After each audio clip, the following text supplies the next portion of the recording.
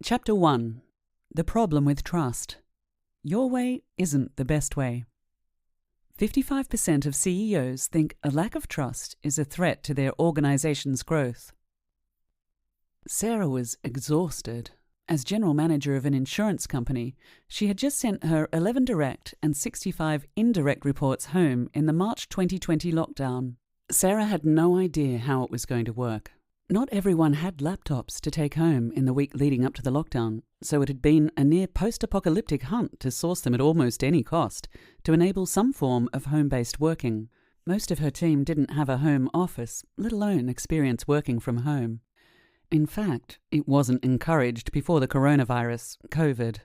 Then, suddenly, living spaces were repurposed, and working from home meant negotiating with one's partner over meeting schedules, as both couldn't be on a Zoom call at the same time, for various reasons. As the weeks went by, Sarah soon realized her employees were experiencing high-stress situations at home, while their families found new ways of working together. Parents were learning to be homeschool educators, entertainers, and emotional rocks around the kitchen table. By Easter, Sarah was limping toward the finish line. "Just 4 more days until the Easter break," she said. "Then I have 4 days off." Her brain was mush. She had emotionally and physically given everything to keep the corporate ship afloat, as uncertainty reached a level only experienced in war-torn countries. It was March 23, 2020, the first day of lockdown, when Australia suddenly became aware of the irrevocable change about to take place in the social and corporate landscapes. The frightening reality of this awareness was no one could see the endpoint or extent of this change.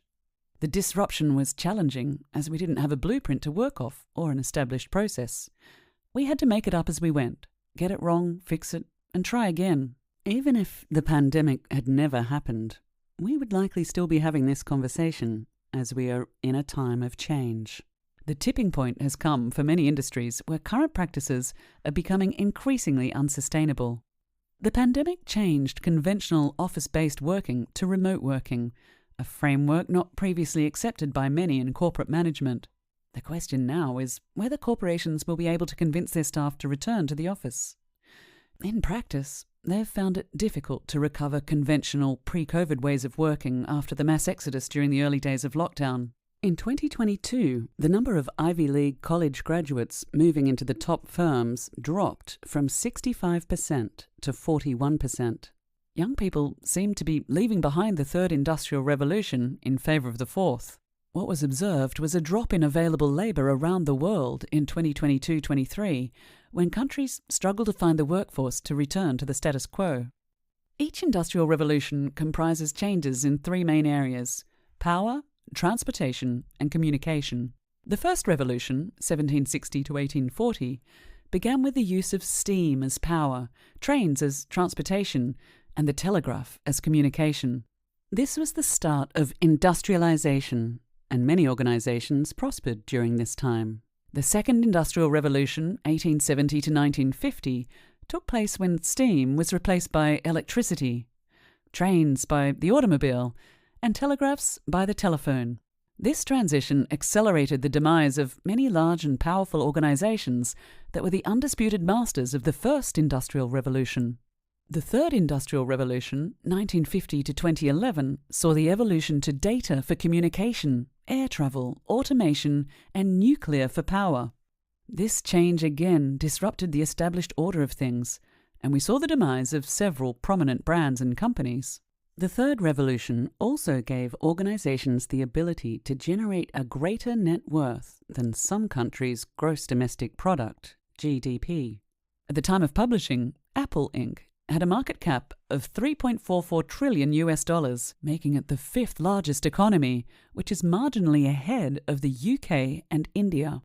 Society has been perfecting the Third Industrial Revolution through disciplined work, such as business process engineering, de-risking business models, fixed ways of working, repetitive processes, and automation. Yet executives have been so focused on operational detail that many have corporately and socially missed the early signs of our economy moving towards another industrial revolution.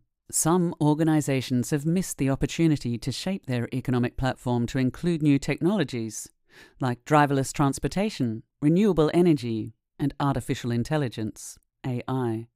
The Fourth Industrial Revolution, 2011 to ongoing. Renewable energy and the internet have opened up new possibilities in the workforce. We are already noticing the demise of industries made popular by the Third Industrial Revolution, such as retail, manufacturing, and insurance.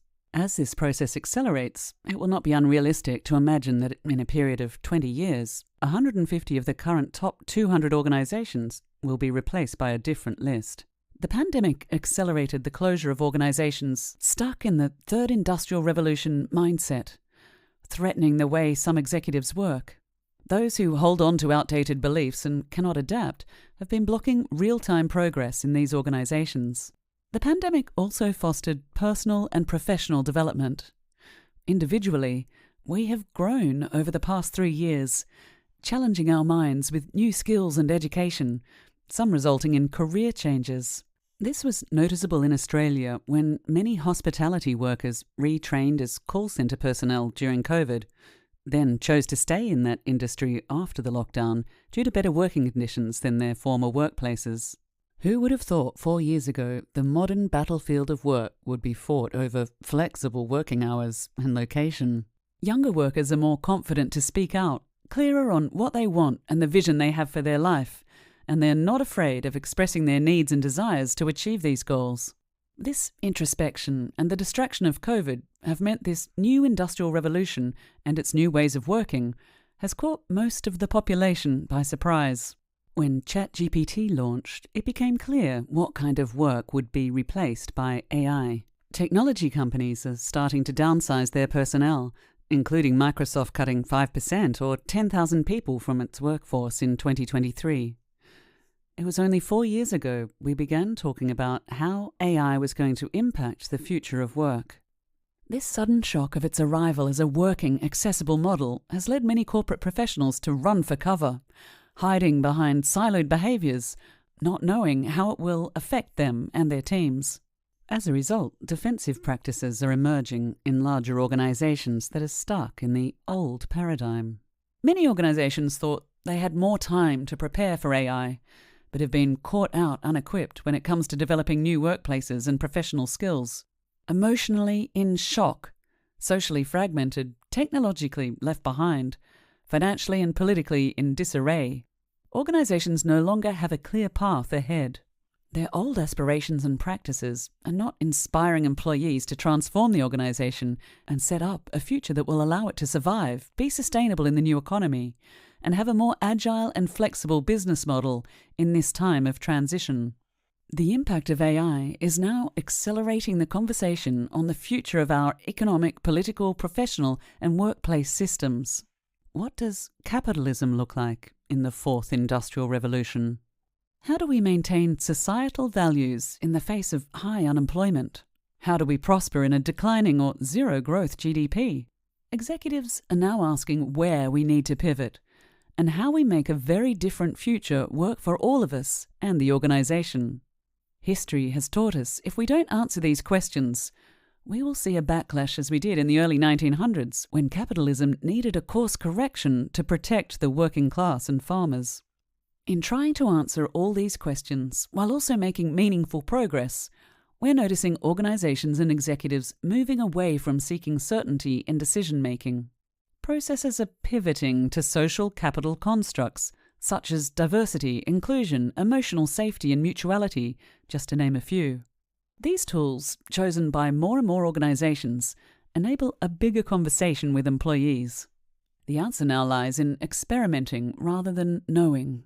One of the current, more noticeable organizational strategies is the commitment to diversity and inclusion. As we tackle questions with no right or wrong answers, we are building psychologically safe spaces for people to engage in difficult conversations where ideas can be exchanged without personal risk.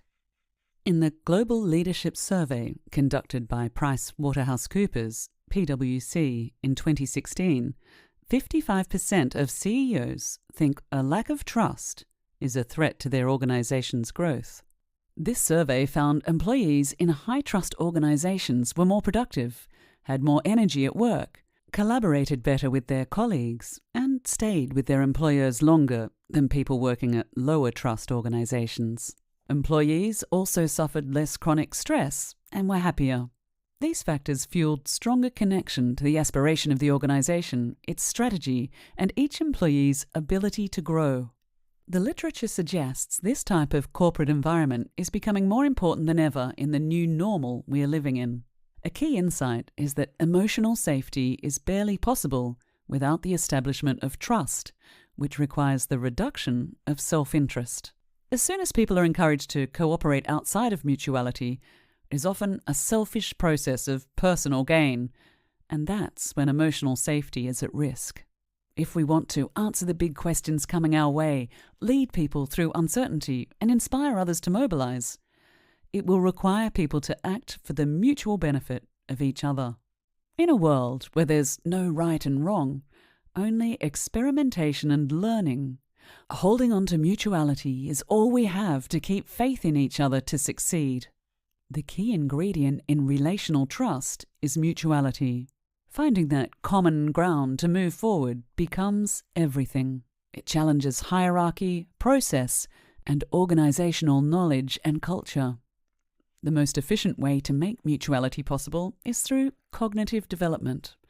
Without effective cognitive development, people may not understand what their mutual responsibilities are to one another. It's not yet well known that there's a need for developing the cognitive social templates of thinking, information management, and higher-order processes of determining logic and problem-solving as people grow into adulthood. These cognitive templates must be deliberately taught and should be the content of education, but sadly, this is not the case. For example, motor integration is the basis of strategy built upon the foundation of skillfully managing language. It is through the social construct of language that concepts are derived and strategy can be conceived. Strategy, through the understanding of information at any given moment, allows you to look linguistically in many different directions in terms of the cerebral understanding of what you hear, see, and feel. This provides an understanding of one's position in relation to contextual facts. These contextual facts provide a logic that compels one to behave in a particular way.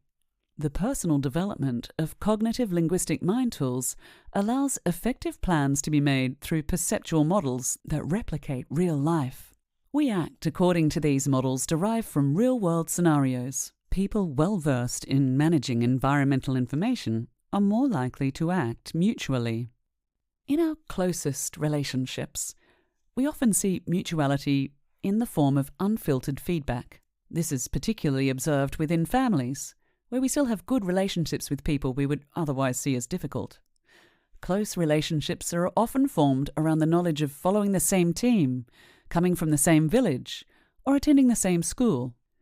These natural relationships come easy and start to create connections we mutually hold or have in common. In work situations, that level of closeness and mutuality does not exist, as these relationships are not formed on commonality, but often on diversity. These connections are not often made by choice. We may be working alongside people with whom we have nothing in common, and we don't form that base of mutuality. Subsequently, we trust these relationships less than those with our fellow team supporters. Sometimes we observe sales directors who have close relationships with customers, but not with colleagues, as the point of mutuality is harder to find. Or there's the individual leader who engages with staff on a superficial basis, but makes great connections up the chain. They build strong mutual relationships with management, as that is what is important to them. They have no interest in building a mutual relationship with their colleagues. Mutuality requires a different understanding, a more sophisticated understanding that demands more vulnerability in the context of the work we and our teams participate in. Mutuality is seeing the bigger picture through patterns. It is building psychological safety using aspirational language, rather than being confrontational when dealing with alternative views. Leadership with high levels of mutuality hold the aspiration of higher employee engagement scores, a more transparent feedback culture, higher levels of respect for leaders, and ultimately, a significant increase in productivity.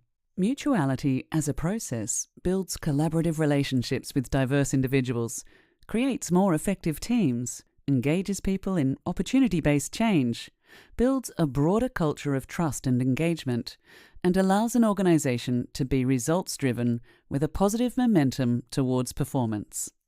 Mutuality is the key to enabling organizations to tackle the uncertainty of the dynamic spaces they find themselves in today. Leadership only serves one purpose: to mobilize others into action. Chapter 1 Recap. Key insights. Trust deficit. A significant portion of CEOs recognize that lack of trust poses a risk to organizational growth. Adaptation to change. The COVID-19 pandemic forced companies to quickly adapt to remote work, highlighting the urgency of embracing change rather than clinging to outdated practices. Challenging conventional approaches. The shift from traditional office work to remote work signifies a broader cultural and operational transformation in corporations. Actions towards mutuality. Promote open communication. Establish channels for transparent dialogue among team members to build trust and mutual understanding in a remote work environment. Emphasize flexibility. Encourage adaptability in work practices and support employees in managing their unique home situations, recognizing that everyone has different circumstances. Collaborative problem solving. Foster an environment where diverse perspectives are valued, allowing teams to collectively find solutions to challenges posed by remote working. Bringing to life the principle of your way isn't the best way. Value diverse approaches. Actively seek and incorporate input from various team members to develop more comprehensive strategies and solutions. Encourage continuous learning. Promote a culture of learning where team members can share experiences and best practices without assuming a singular method is superior. Challenge assumptions. Regularly question existing processes and norms, creating a safe space for team members to suggest alternative solutions or improvements.